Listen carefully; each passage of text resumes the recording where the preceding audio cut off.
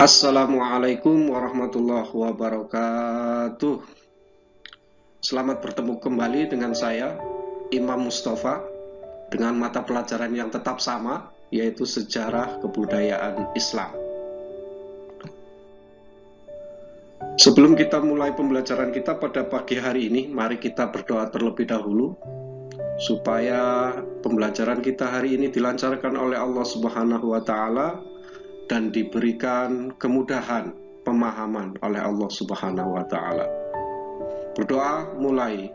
A'udzu billahi minasyaitonir rajim. Bismillahirrahmanirrahim. Alhamdulillahi rabbil alamin. Arrahmanir rahim. Maliki yaumiddin. Iyyaka na'budu wa iyyaka nasta'in. Ihdinas siratal mustaqim. Siratal ladzina an'amta 'alaihim ghairil maghdubi 'alaihim waladdallin. Rabbi ighfirli wa liwalidayya walil mu'minina amin. Asyhadu an la ilaha illallah wa asyhadu anna Muhammadar Rasulullah. Raditu billahi rabba wa bil islami dina wa bi Muhammadin nabiyyan wa rasula. Rabbi zidni ilma warzuqni fahma. Nawaitu ta'alluma li ihya'i syari'ati wa izalatil jahli lillahi ta'ala.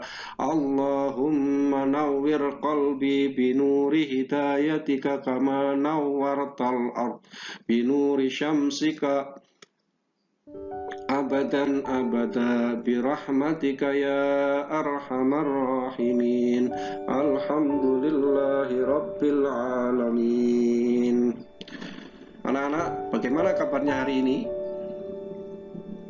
Semoga selalu dilindungi oleh Allah Subhanahu wa Ta'ala dan selalu menjaga kesehatan dan tetap mematuhi protokol kesehatan di masa pandemi saat ini.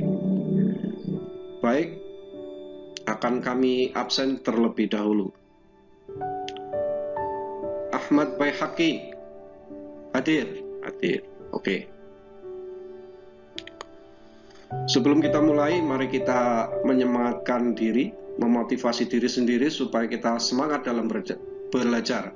Untuk itu kita tepuk semangat. Semangat.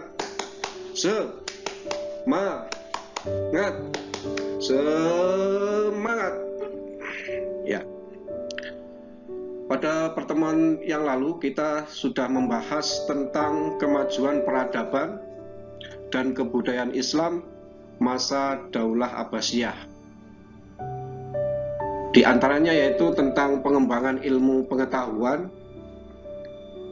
kemudian penertiban administrasi pemerintahan, politik dan militer, ekonomi, seni budaya, dan yang terakhir adalah seni sastra.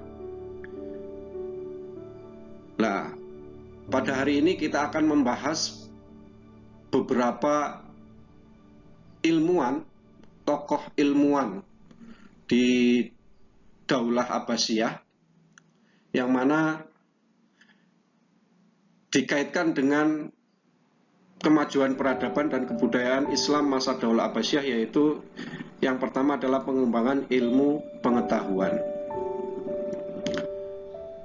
Yang akan kita bahas hari ini hanya terbatas pada bidang kedokteran.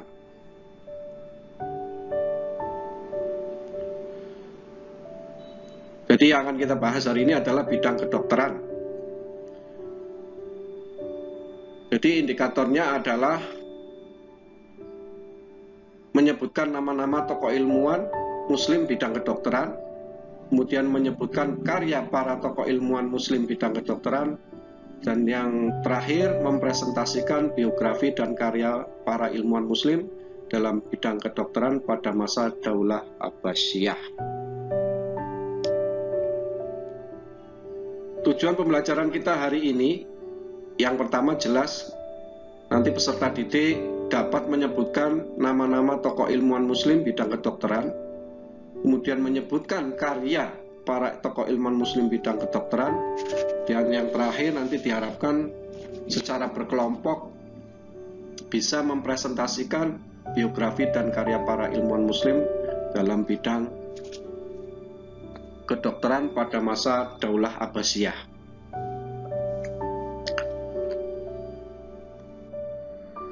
Baik anak-anak, sebelum kalian mendiskusikan tentang ilmuwan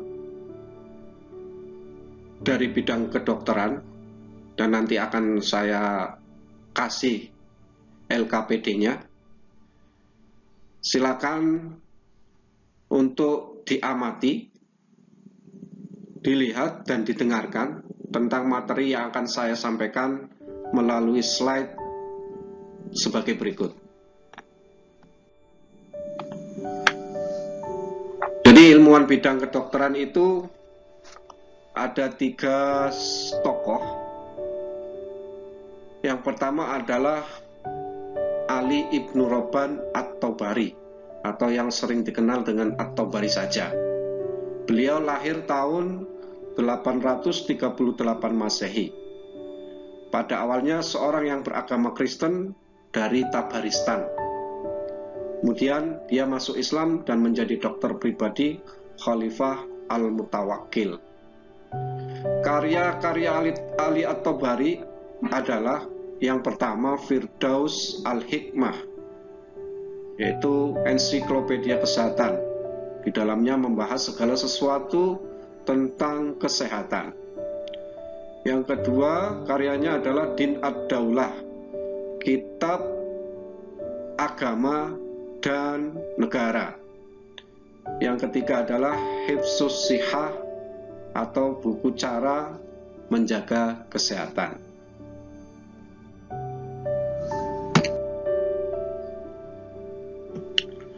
Ilmuwan yang kedua dalam bidang kedokteran adalah Ar-Razi. Nama lengkapnya Abu Bakar Muhammad bin Zakaria Ar-Razi. Dilahirkan di kota Rai, Teheran, ibu kota Iran.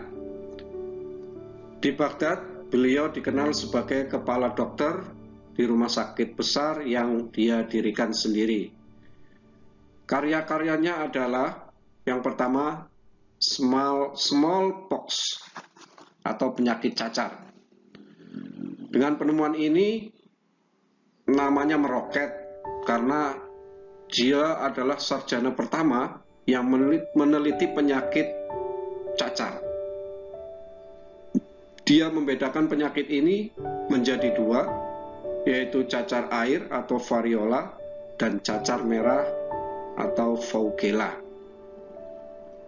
Penemuan yang kedua atau karya yang kedua adalah air raksa, yaitu salah satu penemuan besar beliau dan banyak manfaatnya di dunia kedokteran. Yang ketiga adalah diagnos hipertensi. Jadi beliau adalah seorang dokter yang pertama kali melakukan diagnosa terhadap hipertensi atau yang kita kenal dengan darah tinggi. Ilmuwan yang ketiga dari bidang kedokteran adalah Ibnu Sina, atau orang barat mengatakan Avicenna. Nama lengkapnya Abu Ali Al-Husain bin Abdullah bin Ali bin Sina. Orang Arab memberi gelar Syekhur Rois, pemimpin orang terpelajar. Lahir pada tahun 980 Masehi dan wafat pada tahun 1037 Masehi. Sebagai seorang dokter, Ibnu Sina itu lebih suka tindakan preventif daripada kuratif, dan selalu menguatkan aspek rohani dan jasmani pasien dalam pengobatannya. Dalam pandangannya, makanan, minuman, temperatur, polusi udara, limbah, keseimbangan pikiran, dan gerak tubuh mempunyai pengaruh terhadap kesehatan manusia. Terbukti sampai sekarang bahwa yang namanya makanan, minuman, dan lain sebagainya, menurut pandangan beliau, terbukti bahwa semuanya itu mempengaruhi terhadap kesehatan manusia. Karya-karya Ibnu Sina diantaranya yaitu yang pertama Al-Qanun fit Tibb, dasar-dasar ilmu kedokteran. Yang kedua bernama Asy-Syifa, yaitu berisi tentang cara pengobatan, termasuk tentang pengobatan penyakit saraf. Demikian materi yang bisa saya sampaikan dari ilmuwan bidang kedokteran. Di antaranya yaitu At-Tabari, Ar-Razi, dan Ibnu Sina. Dari sini mungkin ada yang mau ditanyakan, silakan ditanyakan.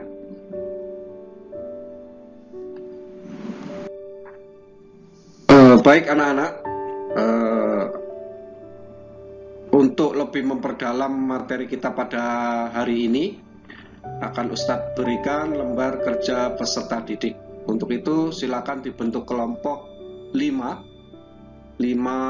kelompok, masing-masing kelompok anggotanya 5 orang. Setelah itu silakan didiskusikan lembar kerja peserta didik tersebut dan kemudian dipresentasikan. Semua kelompok nanti akan kebagian presentasi.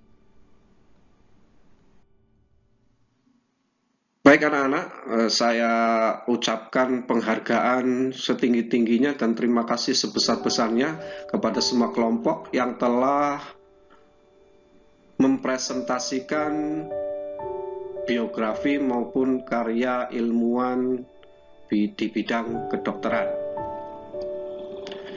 Akhirnya pada pertemuan hari ini dapat kita simpulkan bahwa ilmuwan di bidang kedokteran pada masa Daulah Abbasiyah kita hanya membahas 3 orang ilmuwan, yaitu yang pertama At-Tabari, yang kedua Ar-Razi, dan yang ketiga Ibnu Sina, dengan semua karya-karya dari beliau semua. Untuk itu, untuk kegiatan terakhir ini akan saya berikan tes evaluasi. Silakan tes uraian ini ditulis, kemudian dijawab sekarang juga. Insya Allah nanti malam Ustadz nilai pekerjaan kalian. Untuk pertemuan minggu depan kita akan membahas ilmuwan dalam bidang filsafat pada masa Daulah Abbasiyah. Mari kita akhiri pertemuan kita hari ini dengan membaca doa kafaratul majlis. A'udzu billahi minasyaitonir rajim. Bismillahirrahmanirrahim. Allahumma shalli ala sayyidina Muhammad wa ala ali sayyidina Muhammad. Subhanakallahumma wa bihamdika asyhadu an la ilaha illa anta astaghfiruka wa atubu ilaik. Ila liqa, ma'assalamah. Assalamualaikum warahmatullahi wabarakatuh.